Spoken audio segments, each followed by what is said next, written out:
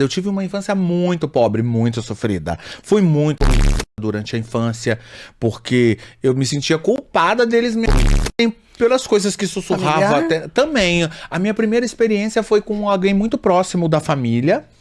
E quando minha mãe chegou em casa, quando minha mãe chegou em casa, infelizmente eu gostaria muito de escancarar esse vagabundo, só que existe há 20 anos prescreve um crime e se torna, se eu falar, eu que me lasco, eu ainda tomo outro processo. Sim. Não porque minha vontade era expor. Então, quando eu falei pra minha mãe, que eu mostrei que eu tava com a cueca toda, ela me levou pro banheiro, me botou debaixo de chuveiro, me deu uma costa, falou que não era pra nunca mais eu falar isso pra ninguém. Menina, e eu vi no livro, porque a escritora... A Nana, ela botou uma poesia pra deixar mais leve. Ela fez uma poesia enquanto o sangue escorria, e a água... Eu falei, cara, e vai ficando mais forte, né? Eu apanhei muito. Se a minha falecida mãe tivesse viva hoje, ela já teria sido presa. Se fosse hoje, tudo aquilo que eu passei, ela já teria sido presa. Já. Porque eu ia pra escola toda coberta, porque ela me marcava com muito fio, ela me batia muito de fio. Por mais que eu pudesse ser uma criança agitada, por não me identificar, por não entender essa informação naquela época, acho que nada justificava tanta violência. Principalmente quando ama. Eu acho que quando você ama, não bate. Quando você ama, você cuida, né? Você respeita, não bate. Mas você tem uma irmã. Tenho. E ela tinha essa coisa com a sua irmã também? Então, minha irmã também passou... Eu tenho mania de dizer que eu não gosto muito de expor minha irmã, pelo fato da minha irmã ter casado, ter a vida dela, claro. Não é uma pessoa pública. Mas como uns tempos atrás, uma pessoa veio perguntar se a minha irmã agredia a minha mãe, eu falei, mas que de onde você tirou essa história? Não, eu digo até... Porque a pergunta mais foi em relação à sua mãe mesmo, o tratamento que a sua mãe tinha. Era só mas com você, não, assim? É justamente por isso que eu tô falando. Eu não gosto de expor minha irmã, mas eu tive que começar a falar da minha irmã, porque as pessoas vinham me perguntar se a minha irmã batia na minha mãe. Eu falei, que louca é essa? Onde você tirou isso?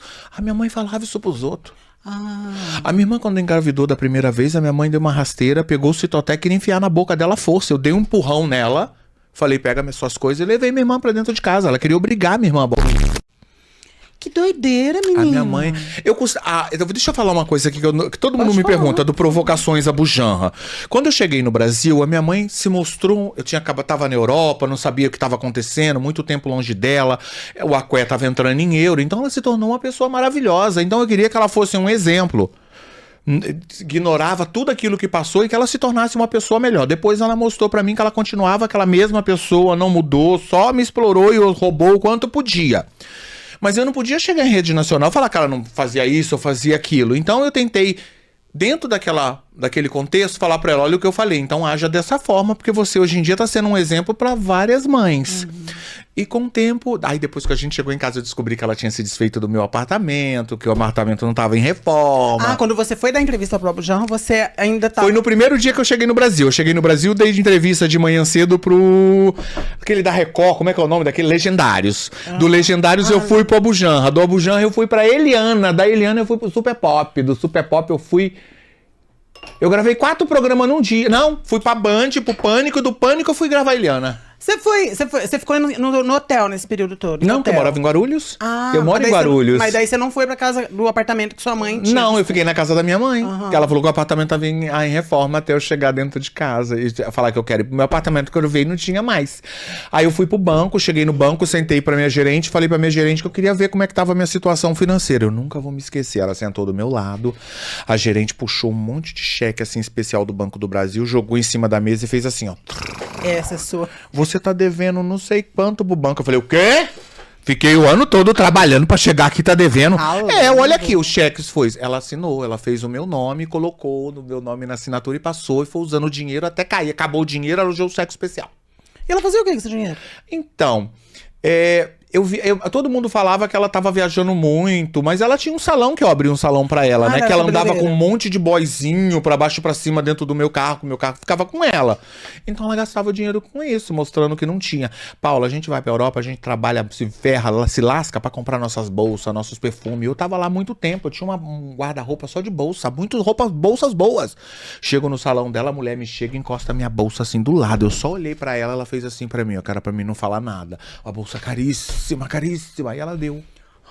Ela deu. E meus perfumes, eu tinha coleção de perfume. E não ficou um. Como eu comprei meu apartamento, era a minha primeira casa, o meu apartamento era um apartamento de boneca, eu gastei uma fortuna, eu trabalhava na rua, né? Só com a cortina eu gastei uma fortuna. A primeira coisa que disse que foi embora foi a cortina do apartamento. Ela entrou, tirou meu cofre da parede, porque era meu, eu chumbei um cofre. Ela tirou o cofre, abriu, tirou os ouro, vendeu. Amiga, ela arrasou, né, filha? Arrasou, ela me jogou no chão, a minha mãe. Infelizmente, essa é uma verdade. Porque eu acho que se você passasse por tudo isso de uma pessoa desconhecida, é uma coisa, mas da mãe é porque doloroso. você chega ali e dá uma... Mona, na hora que a mulher do banco falou pra mim assim, ó, a gente sabe agora, vendo aqui, que esses cheques não são seus, que essa assinatura não é sua. E olhou pra minha mãe, é só você contestar, fazer o boletim de ocorrência que ela vai presa por estelionatário. Você vai botar sua mãe na cadeia? Não. Aí eu só falei pra mulher assim, quando ela falou isso, eu vou sair de perto de você pra mim não ser presa e não fazer uma maldade. Aí dali eu fiquei 7 anos sem falar com ela. 7, que eu não tenho noção do tempo, tá? Em matéria de tempo, assim, mas eu fiquei muito tempo. Voltei a falar com ela depois que ela ficou mal, que ela começou a querer frequentar minha casa. Eu falei, não, minha casa não. Você na sua, de vez em quando eu venho, na minha casa eu não quero. Ela chegava na minha casa assim, ó. Nossa... Isso, nossa. O prazer dela era tirar de mim, não era pra ela, era pra dar pros outros. Quando eu comecei a viajar muito pelo Brasil, eu cheguei em casa, eu tinha muita roupa, porque eu me apresentava em tudo quanto é lugar. Quando eu cheguei em casa, que eu tinha ido gravar comercial lá na Bahia, fiquei um mês lá. Quando eu cheguei em casa, não tinha nada. Ela falou que a cachorra destruiu tudo. Eu falei, como assim destruiu tudo? Aí eu falei, tudo bem, vão se usar anéis, ficam-se o dedo, né? Quando eu cheguei em Minas, as pessoas usando as minhas roupas. Ai, Luísa, que desespero. Então, eu acho que Deus foi muito generoso comigo e com a minha irmã. A minha mãe morreu de infarto fulminante, então nem eu nem minha irmã sofremos, né? Porque foi rápido. Vai! Já fez demais com esse povo, já. Embora a minha família... anos? 60 e pouco. A minha família vai toda ou de diabetes ou de infarto. Quem tem diabetes na família começa com 15, 16 anos. Já começa a tomar insulina. A minha família toda é assim. Você já foi ver alguma coisa? Então, nunca tive. O meu problema é a pressão. Então, eu acho que eu vou igual a minha mãe. Quem na família não tiver diabetes, vai de pressão. A minha avó foi de infarto fulminante comigo no colo, debaixo de um pé de jambo. E olha que eu sou apaixonada por jambo. Será que é por isso? E aí a minha mãe também, com 60 e poucos anos, deu uma dor de barriga. A minha irmã correu com ela pro hospital porque essa dor de barriga, ela deitou na maca pro médico ver, ela começou a se estalar todinha e morreu. Diz a minha irmã que ela se instalou todinha. Que a parada, o ataque, o cardíaco começa no estômago, ninguém sabe. Ela teve uma diarreia, teve um infarto fulminante e foi embora. Gente...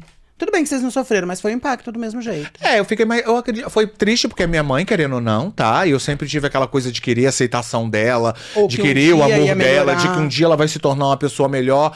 E infelizmente eu vi que cada dia que passa ela se tornava pior. Aí quando eu botava ela no carro, que eu falava assim, hoje é final de semana, eu vou pegar ela, vou levar ela pra comer alguma coisa, né? Pra dar uma volta, é mãe. Aí eu levava sempre alguma amiga minha junto, que eu tava sempre com alguma amiga, ela sempre dava o tudo. Para aqui que eu quero comprar umas frutas. Aí parava, fazia aquelas compras de frutas. Esqueci o cartão, filha, paga. Era desse jeito. Eu tô rindo, mas de nervoso. Mas era... Eu ficava... Só que ela tinha um poder sobre mim que eu não sei dizer, que eu não conseguia falar não pra ela, Paula. Ela tinha uma dominância em mim tão grande, eu tinha uma necessidade de aceitação dela tão grande, que hoje... eu nem sinto mais falta dela. Você sabe que eu acho que ela poderia ser narcisista? Ela era narcisista. Porque... É certeza! A pessoa narcisista tem disso. Eu acho que tem disso. Ela morreu sem me pedir desculpa. Ela morreu... Eu sempre falei pra ela, porque eu jogava muitas coisas na cara dela. O que me deixava mais assustada, que eu falava, gente, ela deve ser doida. Como é que eu jogo tudo aquilo que ela fez na minha cara, ela vira pra mim e fala assim, me leva ali pra me comprar... A gente tá tendo um diálogo, a gente tá tendo... Eu quero entender o que se passou. Hoje eu tenho uma maturidade pra entender aquilo que você fez. Ela fala, é como se não existisse, como se eu estivesse falando uma mentira pra ela. Você tem alguma coisa guardada ainda? Você já perdoou tudo? Olha, tudo? Eu acho que tudo que ela já me fez já se passou. Eu acho que toda maldade, todas as coisas que eu já passei, inclusive ao longo da vida, eu acho que me deixou mais forte pras porradas.